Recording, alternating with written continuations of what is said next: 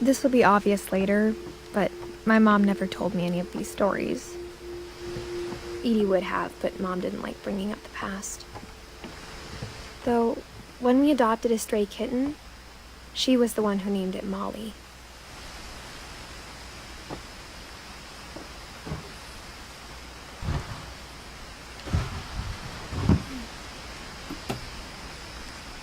I spent a lot of time in Great-Grandma Edie's room.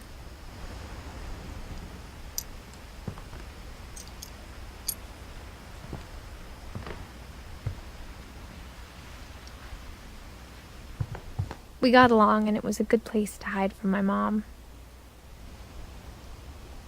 Her room was like a museum.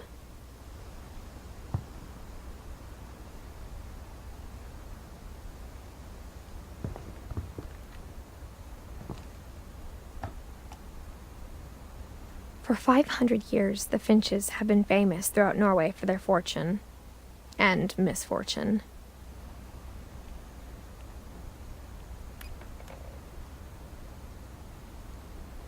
Odin Finch buries the latest victims of the family curse, his wife Ingeborg and their newborn son, Johan. On January 7th, 1937, he set sail with his family and his house, hoping to leave the curse behind. But 40-foot waves off the coast of Washington send the house and Odin to the bottom of the sea. Odin's daughter Edie, with husband Sven and baby Molly, step ashore on their new home, Orcas Island. Odin Finch is the first to be buried in the new family cemetery. His daughter Edie is already dreaming of a new Finch house.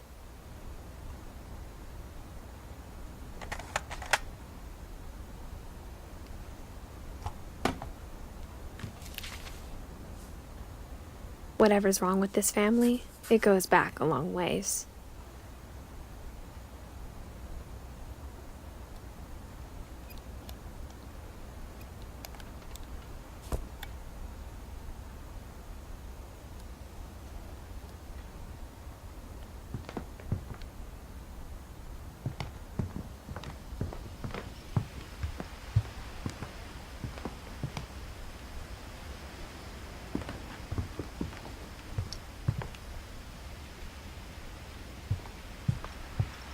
Edie gave a big interview about a mole man living under the Finch house. My mom was furious.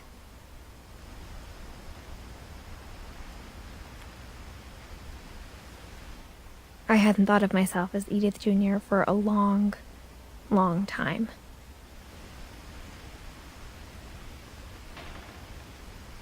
When Edie told people Sven was killed by a dragon, she could also have said he was building a dragon-shaped slide that collapsed. She could have, but she didn't.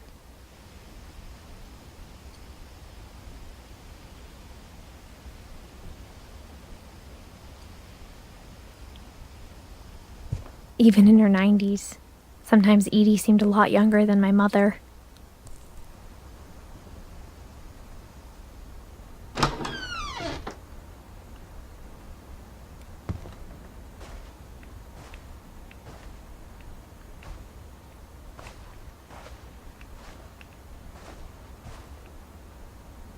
The only trace Grandpa Sam's first wife, Kay, left on the house was the pink bathroom. It was a pretty big trace.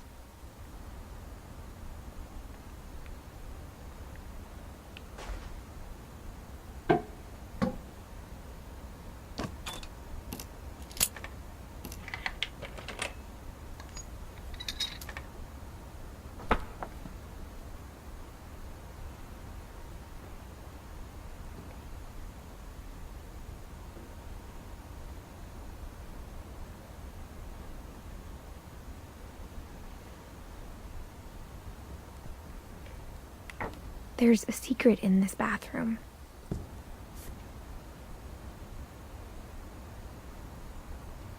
It's in the last place you would look.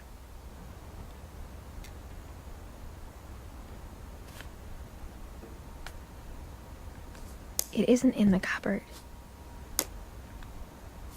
It's hidden in this book.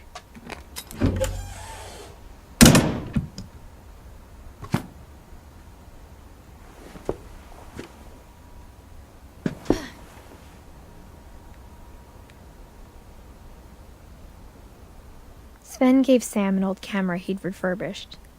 He never put it down.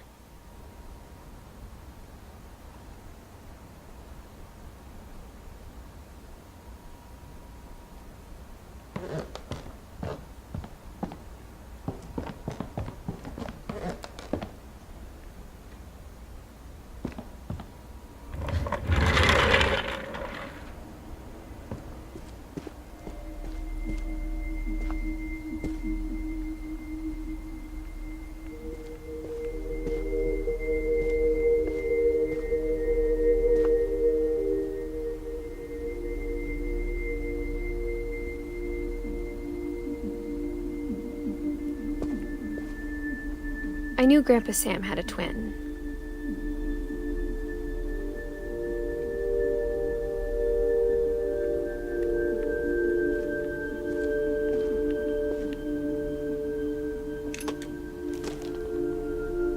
And that he never talked about him.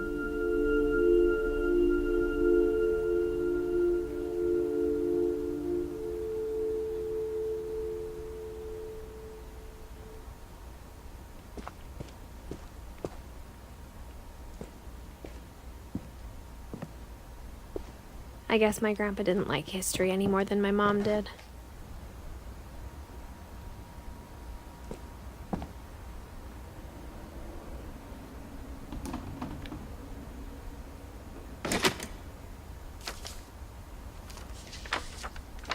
How I Want to Remember My Brother by Sam Finch.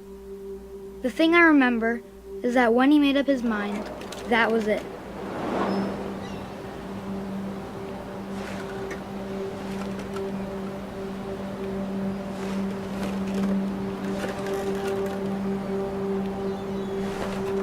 My brother said he'd die before he ate another mushroom, and he did.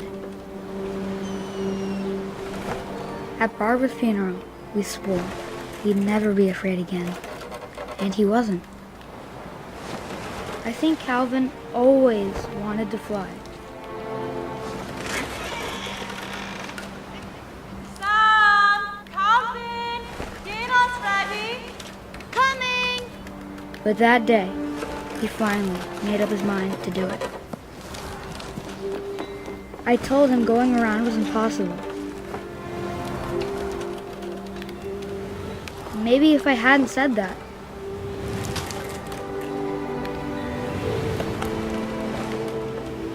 Calvin! I'm not gonna tell you again! Maybe if the wind hadn't picked up,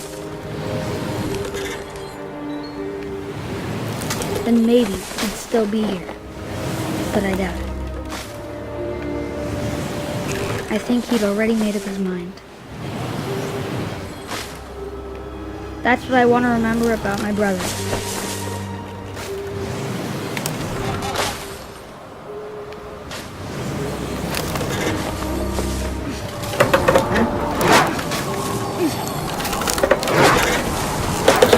The day he made up his mind to fly. And he did.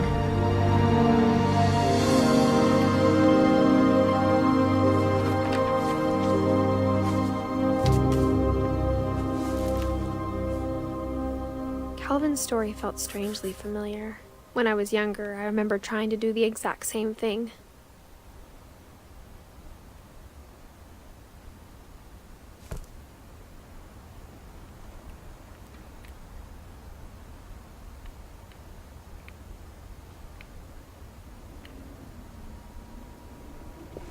After the funeral, Edie roped off Calvin's half of the room.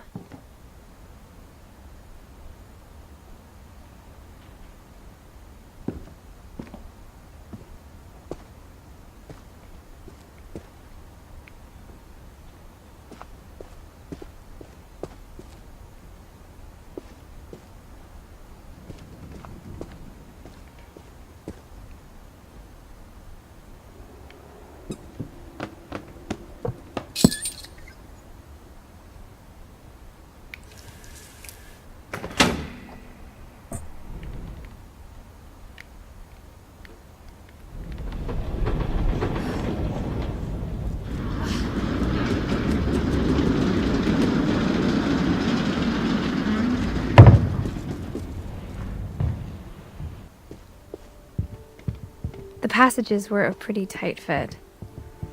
They'd obviously been built for smaller hands and bellies.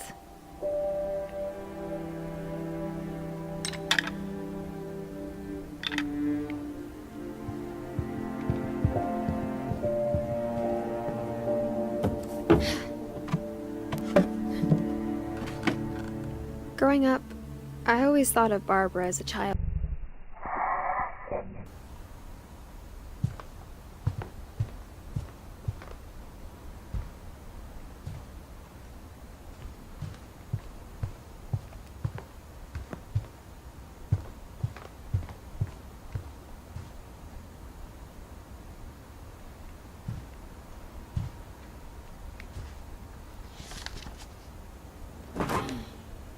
Of all the stories people wrote about Barbara's death, I'm surprised Edie saved this one.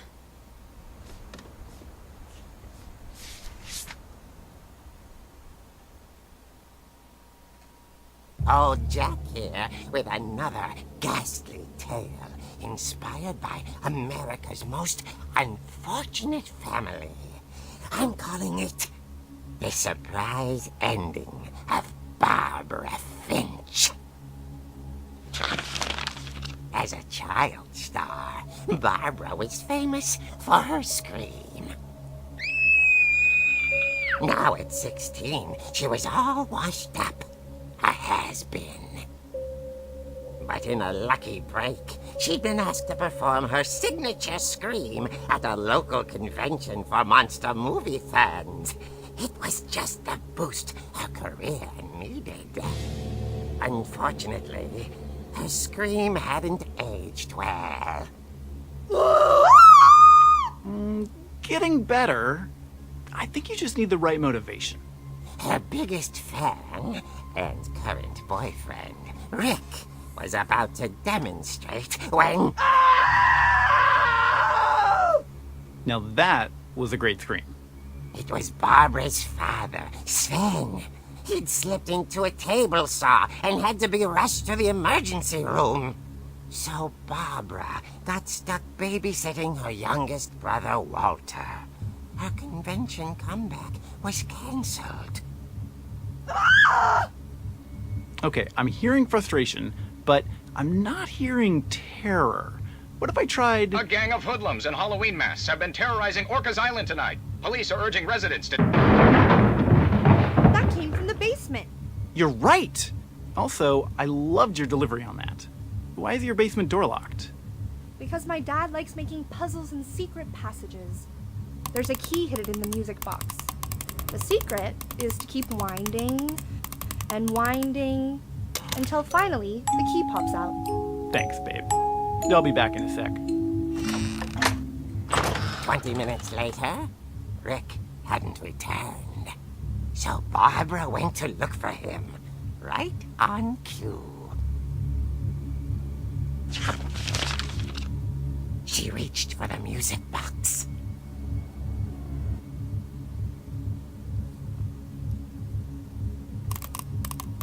And as she wound the key, she listened for Rick, but the house was silent.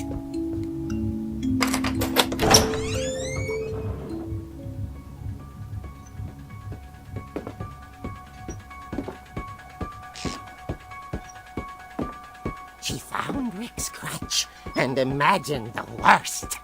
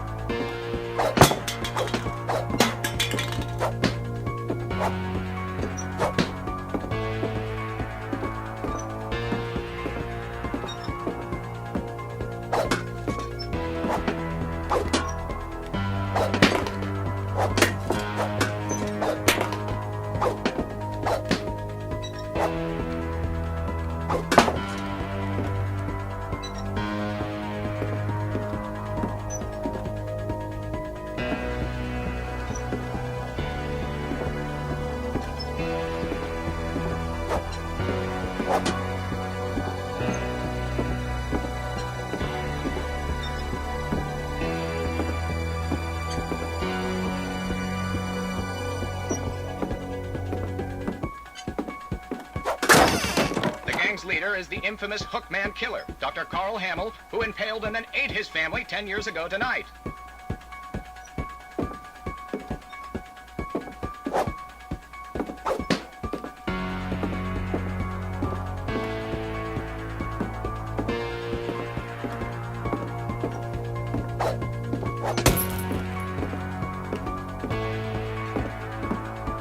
The old fridge rattled and grew still.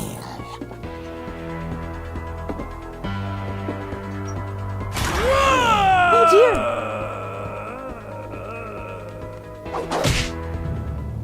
Oh! Rick?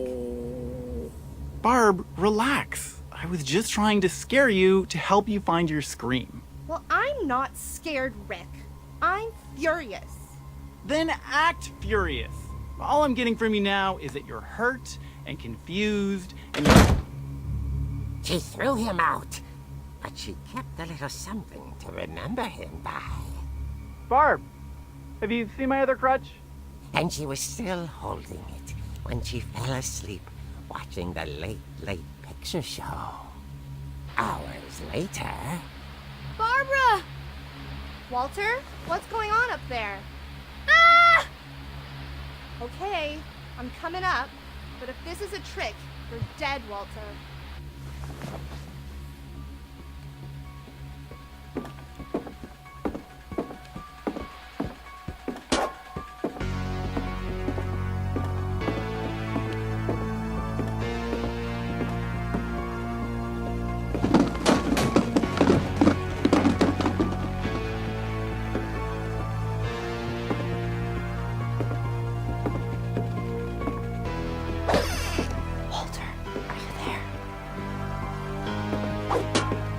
Walter had vanished, but his bedside radio was still on. Orcas Island police describe the man as 6 feet tall, with a steel hook for a hand. Residents are urged to lock all doors and windows and notify the police of any suspicious activity. Barbara turned, saw the hook man, and was speechless. He was quite smashing.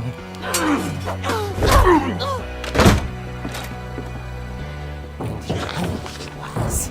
He couldn't get enough of Barbara. Okay, Barbara, there's gotta be another way out of here.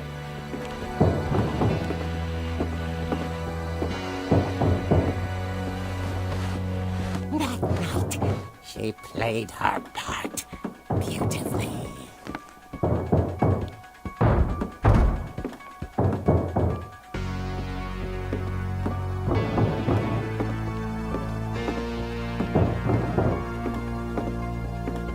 She thought about abandoning Walter, but just couldn't do it.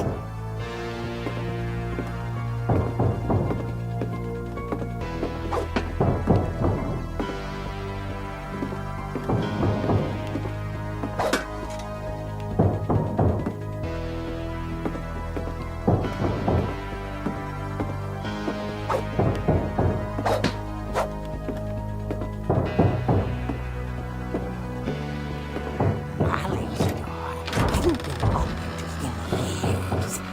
The hinges groaned.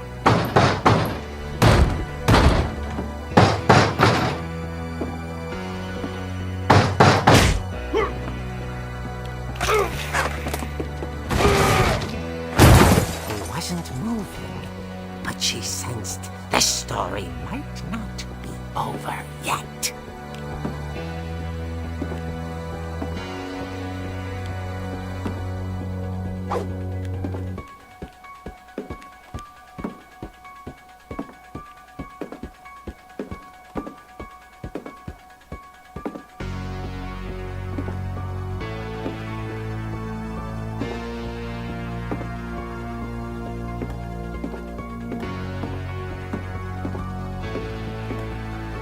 The hookman had vanished. She listened for his breathing, but all she heard was...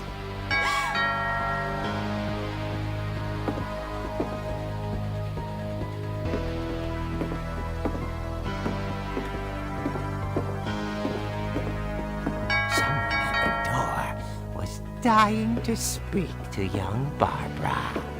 At the door, she heard whispering. It was coming from inside the house.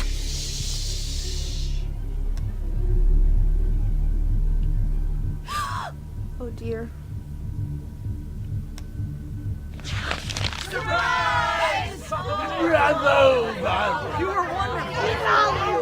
monsters had come to surprise her.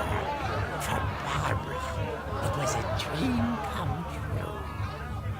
Then she saw what kind of monsters they were, and she realized what was about to happen. She was going to be famous. And with her final breath, Barbara Finch gave the performance of her life.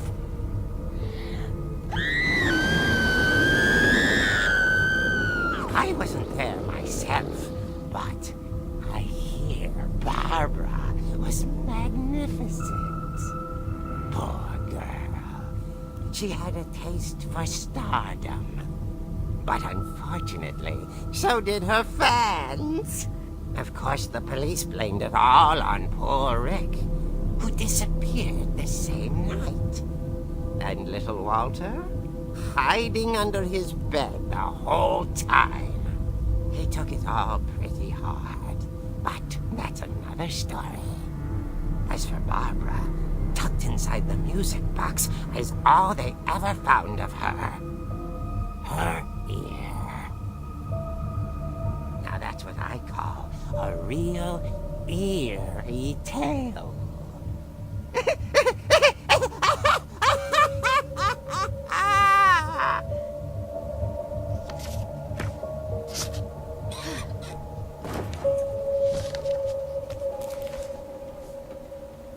Edie told me all Barbara wanted was to be remembered, as absurd as that comic was. Maybe what Edie saw was a happy ending.